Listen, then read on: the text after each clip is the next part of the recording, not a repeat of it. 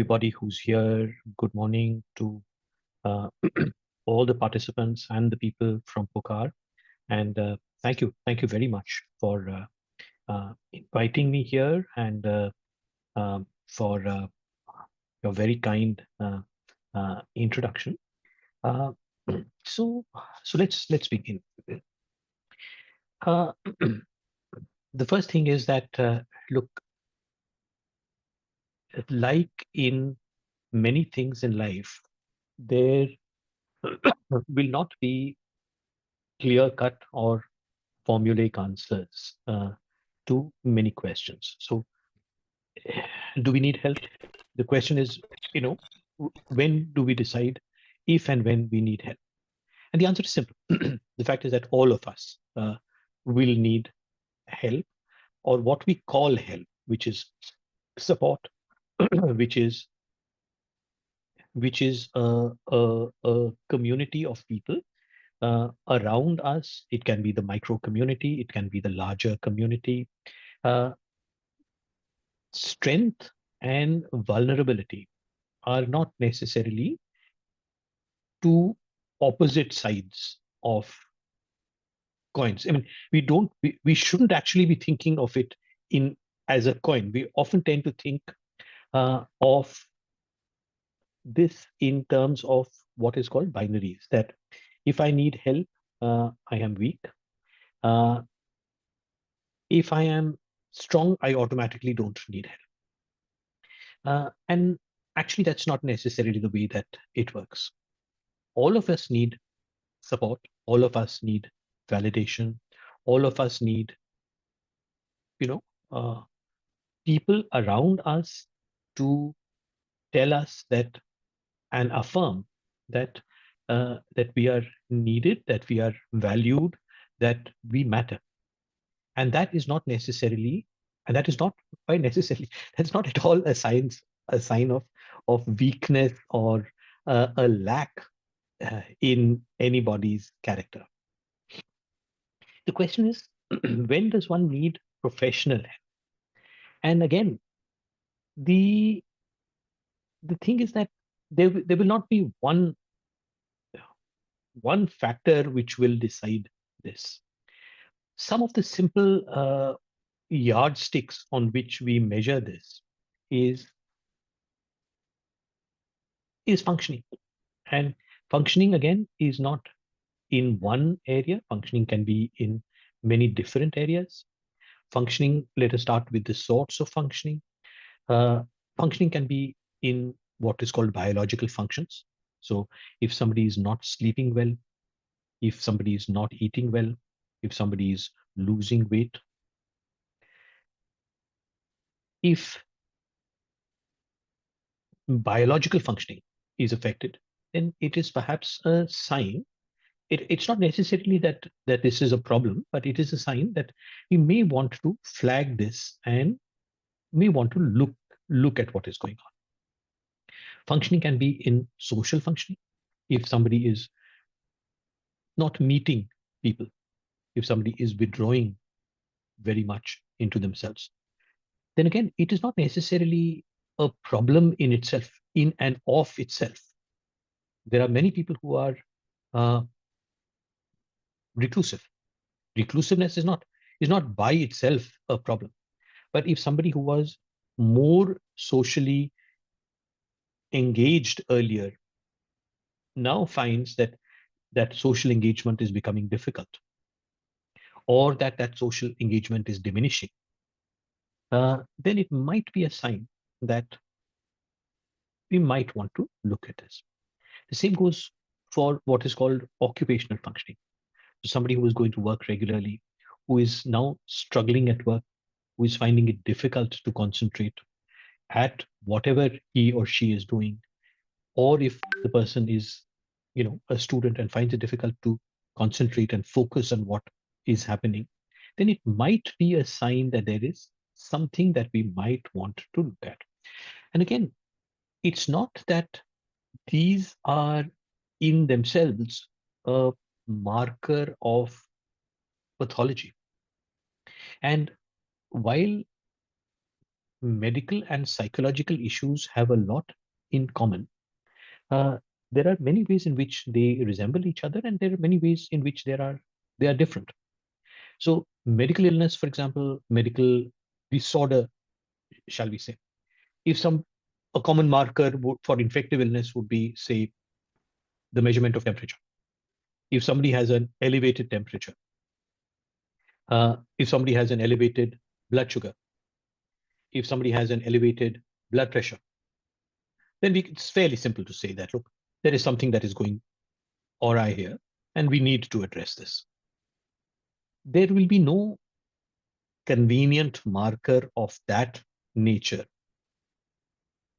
in psychological factors, because it's not that you can say that, that less than 4 hours of sleep is a problem, because some people will in any case sleep less, some people need more sleep. Everybody may one day, if they're worried about something, have difficulty in sleeping. It doesn't necessarily make that pathological. So it's not as if there are hard and fast guidelines which will differentiate the disorder from the, shall we say, the lack of disorder. All of these things coming together. So if, for example, somebody who was earlier active, involved, working, busy, socially comfortable, stops going to work, is unable to sleep at night, is losing weight, is markedly withdrawn, is talking about pessimistic or nihilistic ideas, then it's fairly clear that, look, that something may be going wrong here, and addressing that is is not a bad idea. And like all things, the ends of the spectrum, whether they are in functioning well or functioning poorly, are fairly easy to recognize. 144. I'm sorry, I think there was some Sorry about disturb. that. No, no, not at all. So as I said, the ends of the spectrum are fairly clearly to distinguish. The problem comes when it's in the middle. And when it's in the middle, then it often becomes, if I say that, look, uh, for the last 4 or 5 months, I've been more worried. I've been more anxious. For the last 4 or 5 months also, what is happening is that my job is not going very well. I have this fear that, they might want to terminate my contract. I'm also worried about a family member who is struggling with, let us say, a physical issue. I may also say, look, I've had uh, a series of infections, uh, and I feel much more weak. Uh, I feel less energetic and less enthusiastic. Then is it that these are clear markers of a problem, or is it circumstance and situation which is contributing to it? And actually, this is one of the biggest challenges for mental health professionals, which is how to differentiate the response to circumstance, the response to adverse event or difficult life situation, from what is called clinical depression. Clinical depression is believed to be because of neurochemical change.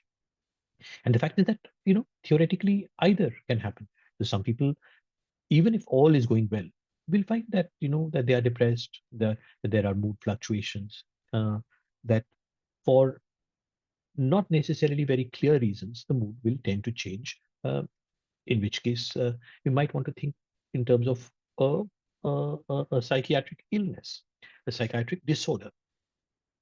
The fact is that even if there is a disorder, it happens to real people. It happens to real people in the real world with their own very real issues. And it's not that if somebody has, let us say, bipolar disorder, that they will have no other problems in life. Yeah. They may also have difficult life circumstances. In fact, they probably will have difficult life circumstances. And then how does one differentiate how much is being contributed to by the neurochemical change, how much is being contributed by the circumstance and situation? And that actually is the challenge. And that is a challenge not only in front of the person who's experiencing the change, it's also a challenge for the professional. So I'm sorry, that's a very long-winded answer to what is actually a simple question. But the fact is that if if there is something that is worrying or something that is troubling oneself, then the basic tenet is talk about it. Mm. Talk about it to, let us say, to start with, to friends, and you will get a sense as to whether this is usual, unusual. It If somebody suggests that it might be a good idea to talk to a therapist, then it's not at all a bad idea to address this, to, to speak about it with a counselor or a therapist. And remember that most counselors and therapists will have a fair degree of training and competence. So if they think that, look, there is something that is medically wrong and needs to be addressed. Um, Dr. Alok, I think we lost your voice. uh, and or many people actually, a combination of medication and therapy actually works very well, at least for some people, shall we say. So in answer to your question, if functioning in any of these areas is disturbed, then it makes sense to reach out.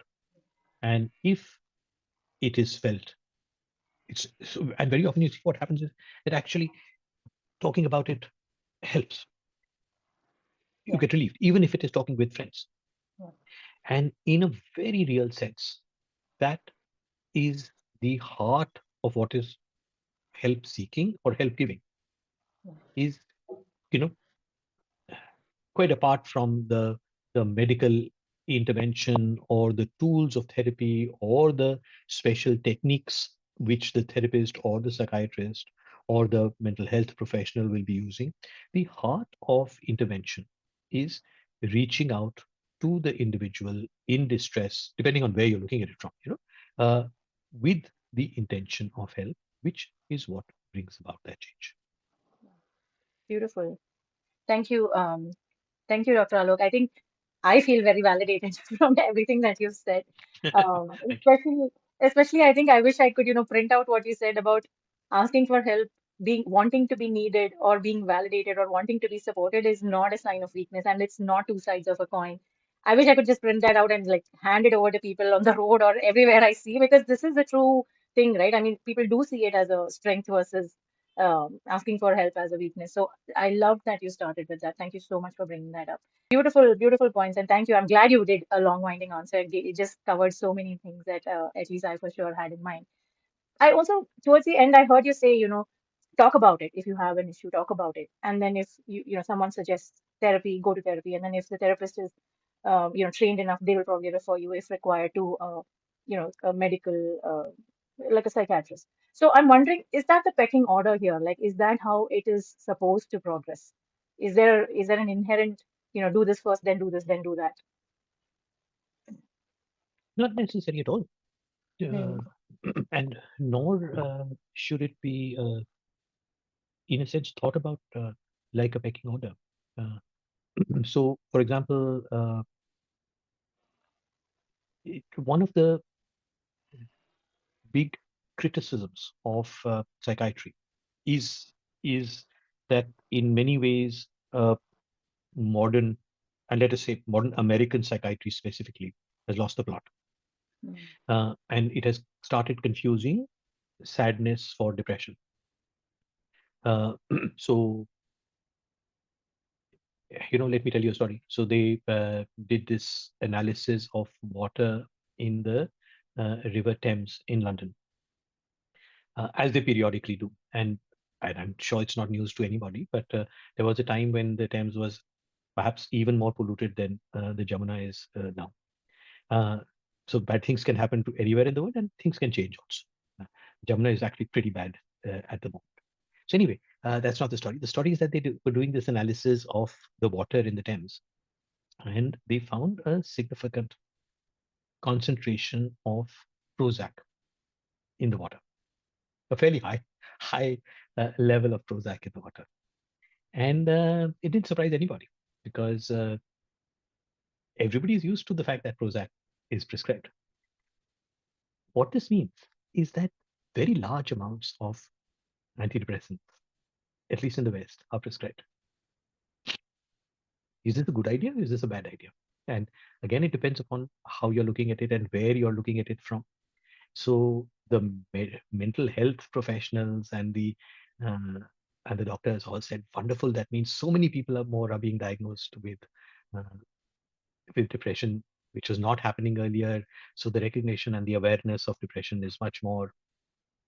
And the more cynical people were slightly worried and said, look, there's something going wrong here. And while we certainly need to recognize depression and make sure that depression, if it is happening, does not go untreated, it is not necessary that everybody who's withdrawn or worried or tense or upset is suffering from clinical depression and needs medication. Because if that is happening, then we are losing the plot in some way. So between the advocates of diagnosing and pretty much diagnosing everybody and the advocates of caution, there will always be this tension.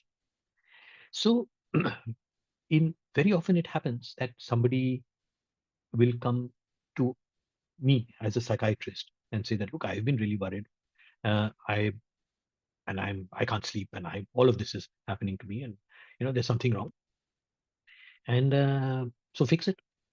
And then when you start talking to them, you figure out that look, um, something is happening in their lives, and something is happening in their worlds which is not okay, and which they're actually worried about.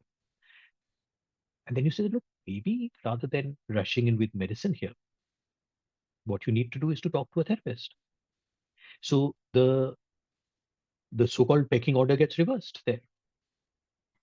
And it's not that, and at the same time, it's not that it's delightfully vague and because there are no markers, so it's everybody's judgment call that somebody will say ki हाँ ये हो रहा है or somebody will say कि वो हो रहा है. That also is not necessarily true because the signs of what is called a syndromal disorder are fairly clearly recognized.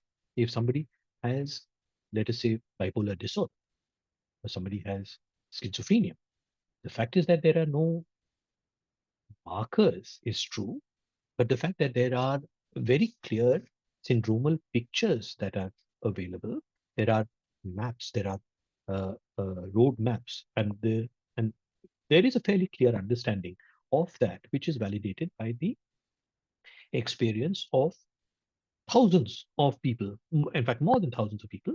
So, as I said, at the ends of the spectrum, the recognition is not at all vague or uh, hazy or ambiguous at all. It is in the middle spaces that con- confusions can arise. And as we said earlier, the fact is that even if there is a disorder, it's a disorder that's happening to real people with their very very very real issues, and then deciding how much of the issue, because if you look at only through the lenses of medicine, then you'll miss out many things. On the other hand, and so there's this very large movement now which says that biomedicine has in a sense corrupted the lens, that everything is looked at biomedically, so we need to shift, we need to look at it through the psychosocial lens instead. And the fact of the matter is that looking at it only through one lens, whether it is the lens of biomedicine or whether it is the lens of, shall we say, non-biomedicine, if you look at it only through one lens, then you're going to have a problem. If you're going in one direction and not in as in the band, but in in one route, and if you change course completely, it is not necessarily a better place. So how do you layer those lenses on to each other? How do you keep in mind the fact that disorders can happen and disorders are real? Uh, Anybody who has been, who has experienced or has a family member or with any severe mental disorder will tell us that look, mental illness is real. There's no question about it. It's not a figment the of imagination. Uh, and at the same time, diagnosing everybody with say bipolar disorder uh, is losing the plot. Losing the plot to the level that your river will be clogged with antidepressants. What happens to the fish is another story altogether. So finding those middle sensible grounds is perhaps where you know the answers will lie. But then again, this is not it's not rocket science. It's true for everything in the world. Yeah. So this is so you're basically saying you cannot look at it from one lens. You need to have a balanced view, which and you're absolutely right. That is true for most other things in our life. And balance, it always comes down to balance at the end of the day. Um, I mean, because of the River Thames example and also my personal experience with, clients, uh, what I'm hearing, and it's possibly because of a lot of awareness, and maybe a lot of talk about these things, everyone wants to get diagnosed with something. They want to know what is going on. Even if I'm, let's say, losing focus, I'm not able to concentrate, I feel like I need a diagnosis for that. And once I have a diagnosis for it, I feel like I need a medication for it so it gets fixed.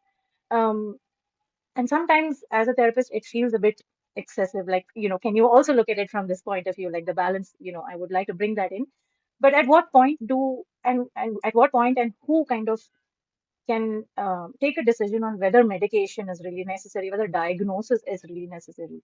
That is one question that I will have. So this, by the way, is a question that psychiatry is continuing to struggle. And again, uh, the need for diagnosis is a need for explanation. It is a need to make sense of the world. Yes. It is a need that every individual will have to logically understand what it is that a particular experience means. And that's fine. And that is completely understandable. There is no argument. It's not wrong. It's not flawed in itself. It is that if something is bothering me, then I want to make sense of it. And that's a human, uh, completely human urge. Remember that psychiatric diagnosis and medical diagnosis work very, very differently. And psychiatric diagnosis, in many ways, is is a is an attempt by the science to make sense of the experience, and it is very much a work in progress. Mm, There's been a huge amount of progression, and there is a huge amount of movement in that, and there are there is a lot that we know. There is much more that we know today, and there is also an awareness that there are many things that we don't know, which is true of all science. So we know, for example, that there is a disorder which is called schizophrenia, which is characterized by XYZ cluster of symptoms. So there is this syndrome. Okay, is there one criteria to this? Is there one uh, marker which can diagnose this? No, but the broad understanding of what it constitutes and the fact that some interventions will help, some medical, some non-medical, is very clear. And this itself has taken 50 years of work. yeah. There have been many studies. There have been studies of understanding that American psychiatrists will look at it differently and European psychiatrists will look at it differently. There have been many steps. There have been many missteps in this process, but actual understandings have improved. Hmm. And at the same time, everybody who has some of those symptoms doesn't necessarily have schizophrenia. Correct. Everybody who has mood changes, some people will have classical bipolar disorder. Some people will have different variants of that. We and this is again not unusual, and is not only true for psychiatric illness. We know that Some people will have florid diabetes, and some people will have what is called a pre-diabetic state. Some people will have mildly elevated blood pressure sometimes, and some people will have consistently elevated blood pressure. But those are in a sense simpler to understand than the psychiatric diagnosis. So the syndromes can be understood. The syndromes, there is a broad consensus about that. The other things, so let us say that there'll be some people with some children with what is called classical attention deficit and hyperactivity disorder, where any psychiatrist, any mental health professional can make out that look, there is a difficulty in attention, there is a difficulty in sustaining concentration, there is a difficulty in maintaining focus, and there's no doubt about it. At the same time, if a majority of children in the class, because they are not paying attention, gets diagnosed with ADHD and gets prescribed Ritalin, as was once happening in the US, then there may be a little bit of a problem there. Correct. When the water of the Thames starts getting Prozac, you know that there is a little bit of a problem. In fact, more than a little bit of a problem. Also, the fact of the matter is that some people, for some people, what will happen is that when they get anxious, they find it more difficult to focus. I know, for example, that I find it very difficult to focus if I'm worried or tense or anxious about anything. Now, do I have attention deficit disorder or do I have anxiety? Mm. Is it even necessarily important to label this? And those are questions which are pretty much out there. Yeah. Also, the question to ask is which is the chicken and which is the egg? Is the anxiety causing my attention deficit, or is the attention deficit a inherent vulnerability which becomes more marked at times of anxiety? And these are real questions. And to which we don't necessarily have all those answers. We also know that what can help both the anxiety and the attention deficit is calming down. Mm. If I deal with the source of what it is that is worrying me, if I, with or without help, I'm able to address some of those things, uh, then it'll get better. But what have I addressed? And does it matter? So, and these are questions that are both very real and not necessarily that simple to answer. So again, at the ends of the spectrum, they are relatively easier to answer. Correct. For people who have severe anxiety symptoms or a depressive illness, there's no doubt that the difficulty in concentration is because of the affective state. For people with ADHD, there's no doubt that because they are being unable to focus, the problem is the attentional difficulty. And that is what needs to be addressed. For some people, it may be actually the teacher is terrible. And it's a very real possibility. Yeah. And we know that good teachers make such a difference. Yes. And good teachers are not necessarily teachers who know their subjects that much better. Of course, they have to know their subject. That's a given. But they bring to the table things other over and above their knowledge of the subject. So, yes, again, I don't have a formulaic answer to your question, but the need for diagnosis is a need to make sense, Yeah. which is valid. The and for psychiatry, which has struggled, has its own, like any other branch of medicine. Psychiatry is the youngest branch of medicine. Psychiatry also has seen the most rapid and spectacular advances, and at the same time has seen many missteps as well. There's no doubt about it. Psychiatry is also socially very heavily influenced. Our less than glorious history with how homosexuality was looked at and diagnosed, uh, and then not diagnosed, had nothing to do with the advancement in in science. It had to do Yeah. with social pressures. Okay? And we need to be clear about it. That that while there is a huge amount of scientific advancement that is happening, psychiatry also gets influenced by social factors, and we need to be aware of this. So pretending that psychiatry is only a scientific discipline is both limited and limiting.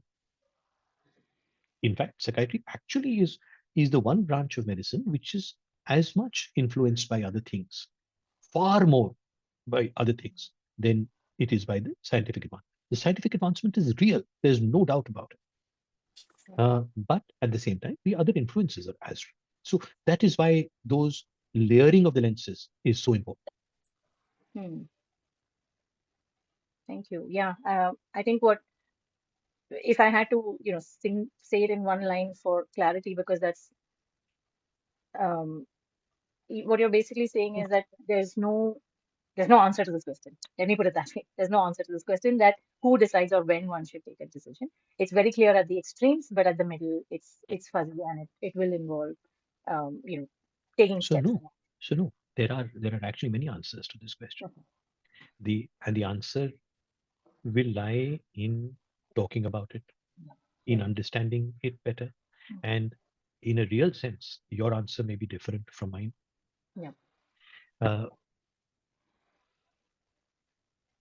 Somebody else's answer may be totally different. Does this mean that it is completely anarchic and a free for all? No. No. It means that, like in many things, the attempt to straitjacket Yeah. understanding into one monolithic narrative. And if you stop for a moment and think about it a little bit, this is true not for psychiatry only. This Absolutely. is Yeah. true for everything in the world. Yeah. So इसमें कोई इतना revolutionary idea है नहीं, Yeah. uh, that whenever we try and understand anything, uh, we will have to look at the entirety of Yeah. the situation, and hopefully, uh, if if that enhances our understanding, Yeah. uh, we will all benefit. Beautiful. So I will correct myself in light of that. I think what you're saying. Yeah, I think what you're saying basically is that if we want an answer, it has to be holistic and balanced, right? It can't Yeah, just be looking at one aspect, and that's yeah, and that's so important. Such an important point you brought up. Thank you for clarifying my understanding. We are at 11:50. I did have one or two more questions, but I also want to see if anyone here has anything to say, any comments or questions for Dr. Alok. If not, I also have questions. So anyone who would like to comment or has a question, you can feel free to unmute and ask.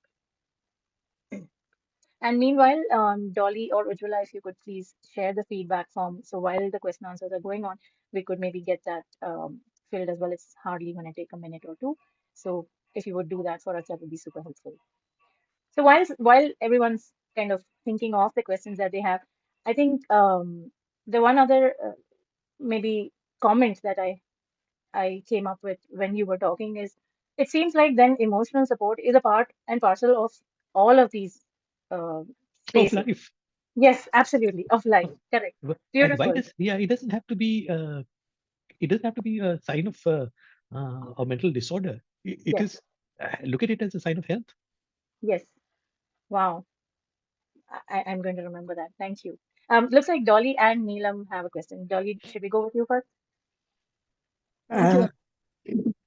So my Okay. question, can you hear me? Am I clear? Yes. Yes. Okay. My question is, usually people are very supportive when somebody is getting diagnosed. They also encourage that go yourself and get diagnosed. But when somebody gets diagnosed and start the treatment, then people in the family and friends feel, okay, our job is now over. So, what is it that the role of family and friends should come in terms of when the somebody is going through the mental health journey, when they are during the treatment, what can they do to support that overall recovery better?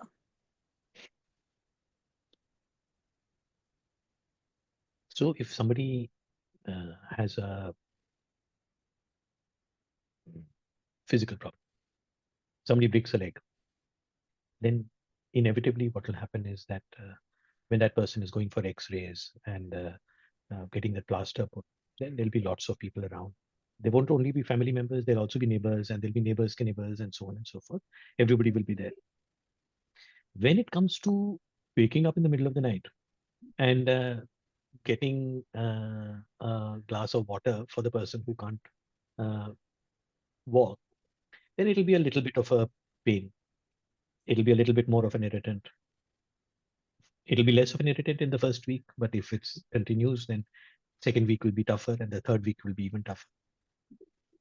If somebody loses a job, then initially there will be support.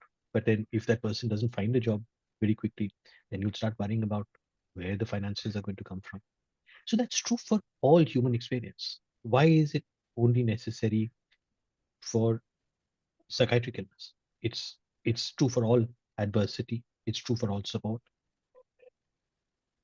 You know, I'm a doctor. I sit in the clinic, and somebody comes and tells me that such and such person is behaving very badly, and he hears these voices and he gets very angry, and then he breaks things, and behavior is very disturbed. And I tell them that look, it's it's very important to remain calm. That what you say may not be as important as the manner in which you say this. And I fully understand that sitting in a nice clinic, I'm very lucky. I have a little window which looks out on greenery as well, and in the winter there's sunlight streaming in, so it's a nice calm place. So for me to say कि हाँ सब शांति से करो सब ठीक हो जाएगा is very easy. I'm at home, and we've had in my house, I'm sure as in everybody's houses, there have been people with difficulties, and it's not easy. We all know it's not easy. So there'll be times when we'll get irritated. There'll be times when we are short. There'll be times when we shout. Of course, we are human beings. So how do families, or what should families do? You can't say that, look, you're going to do what uh, is needed regardless of anything else. So what families need to do is the best that they can, is as warmly, as gently, as calmly as possible. We also understand that despite the difficulty, and this, by the way, has been a very clear understanding for a long time, that it's quite possible that two people with exactly the same sort of illness and exactly the same sort of treatment may have very different outcomes. And it has long been recognized that people who have supportive environments will do better. There is no doubt at all about this. It's very hard to quantify this, but experientially, any experienced clinician will tell you that the outcomes will vary in large measure upon the degrees of support. So if there is one answer to this, it is be supportive. Be supportive in whatever way, in whatever human way that it is possible. That if that humanity is to undergird our experience. But again, this is not rocket science. If that humanity was to undergird our interactions with everybody in the world, that interaction would be better. So इसका जवाब तो बिल्कुल simple है. इसमें कोई बहुत complicated answer नहीं है कि if I do this, you know, this magic mantra, then this will change outcome. No, the answer is that if I behave like a human being, as like a human being should behave, the outcomes will be better. Thank you. Thank you, Dr. Alok. I know we are so close to 12. Is it okay if we take one more question? Sure. Great. Neelam, you had your hand raised. Would you like to ask your question? Hi, good afternoon. My question is like when we look at some person and we understand that he needs medication, how to convince them that without medication they cannot manage? And suppose, because I think somewhere they are also scared from the society that they will be labeled. And sometimes if they start also after convincing them, after a month they start feeling better and again they stop it. And after 2-3 months, it relapses. So this has been going on since years together, and the person is not ready to continue for the medication. So biggest problem to convince the patient that you need medication, you cannot manage your life.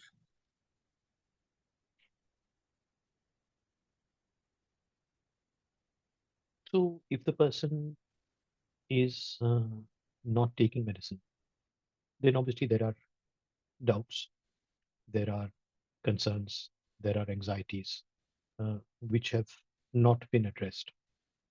Uh, so I'm guessing the first way or the first step is to try and address those concerns. If the doubt is about medication, then you know, talk to that person, have the doctor talk to that person if needed. Will this work? Always? No. Is there one answer to difficulties? No. But in most people, it'll work. If somebody is unwilling to continue with medicine, it might be because they're having side effects. And side effects are real. It's not that they are a figment of that person's imagination. Anything which produces benefit can also bother the person. Are we listening enough to what the person is saying? So again, is there a guaranteed solution? There can't be. But then there is no guaranteed solution to anything in life. No? If we do this gently, if we do this thoughtfully, if we do this in a in a I think in a way which includes and encourages participation from the individual, then perhaps the results might be better. But there will still be some people in whom it may not work, and then if it doesn't work, it doesn't work. Then we have to try and do other things. But for the larger measure, the way to do it, or what will work for most people, is that gentle collaborative approach. Thank Thank you. you. Thank you. Thank you, doctor. I hope that answered your question, Neelam. In fact, Yeah. I'm sure it did. Thank you so much. Great. Thank you, Dr. Alok. I must admit Thank you. that, before the session, I was a bit apprehensive because it's almost like, someone of your stature, how am I going to interact with this? But I think your calm demeanor, tone, voice, such a balanced and humble approach really put that to rest. Thank you for that. I really appreciate it. And also Thank you. how simply you stated these or broke down these big questions really shows the expertise you have in this field. And I'm so, so glad that you have spent this Thank you. hour with us. Thank you so Thank you. much for Thank your you so time. much. It's a pleasure. Thank you. Thank you very much.